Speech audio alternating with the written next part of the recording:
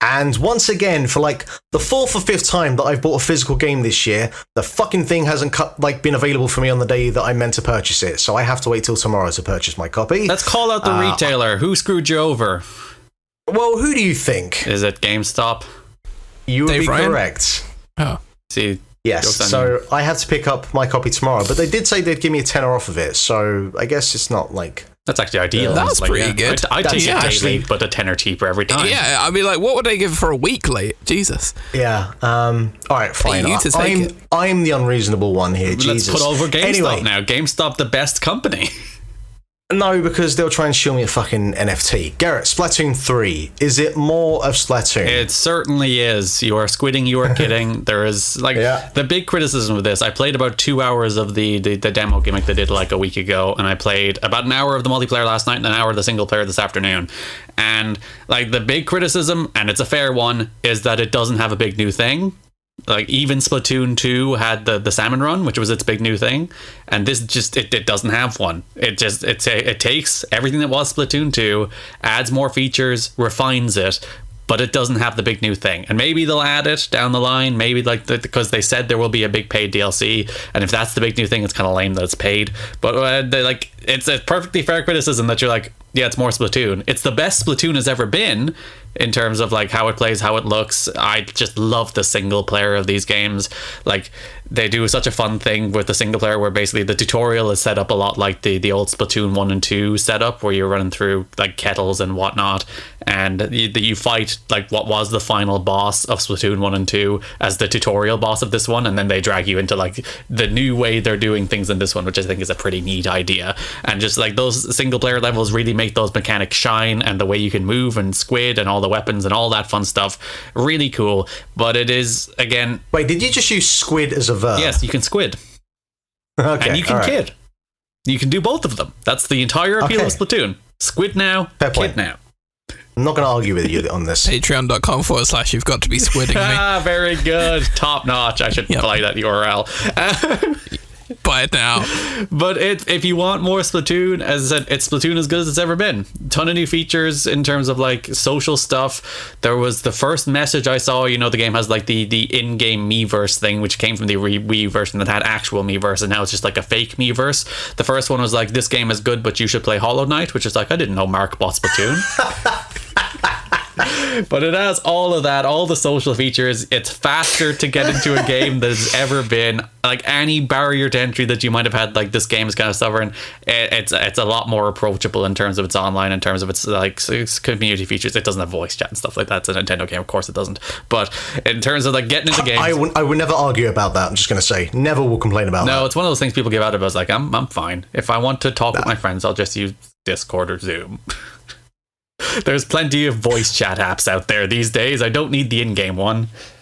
Is it bringing over levels and whatnot from Splatoon 2? Yeah, it's very similar to like Splatoon 2, which was a mix of old and new, and this is again a mix of old and new. I think there's they say 8 or 12 stages at launch, but I'd imagine that'll beef up to somewhere in the mid-20s by the time they're done with the game itself. Yeah.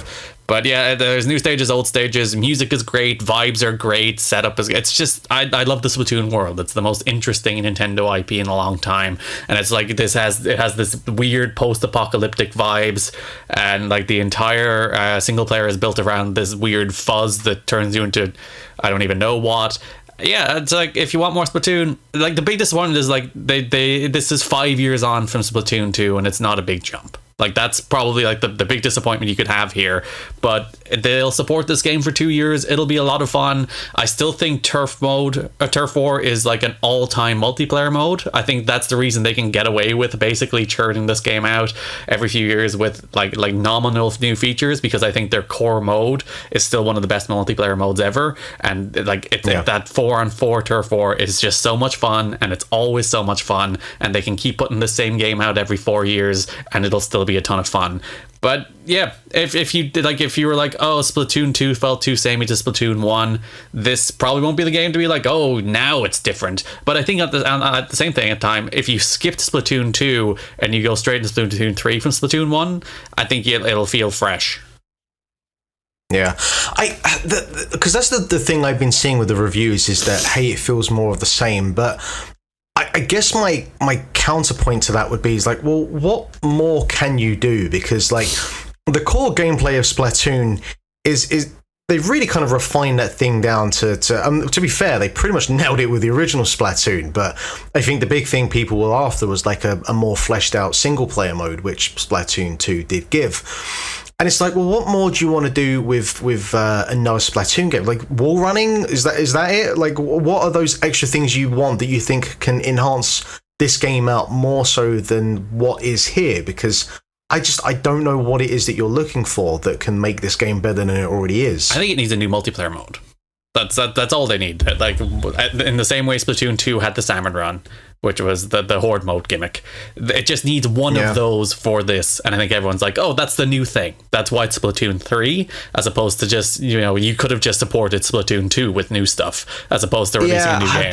And I wouldn't give a shit about like a capture the flag mode. Yeah, I just could not care for that. Splatoon Battle Royale, that's the clear place, the way to go, which would probably rock, honestly, if they did it. But yeah, I guess, because even like the multiplayer modes outside of Turf War, the stuff like Rainmaker, I have to do the pose, I'm sorry, Okada made me, stuff like Splat Zones, stuff for like Tower Control, I think have all been in there since the first one. I don't think they've had a new multiplayer mode in that area since the first Splatoon, and they added like the American football one, which I don't remember what it's called. So they haven't added any new modes even in that area of the game. Even if they had a new thing there, I think people would go, oh, that's the new thing. I think it's a fair critique that this game doesn't have a new defining thing that's like kind of justifies the 3 on the box, other than like a little card gimmick that I haven't interacted with yet. It might be fun, who knows, like the tabletop thing. But yeah, it's more Splatoon, and Splatoon rocks.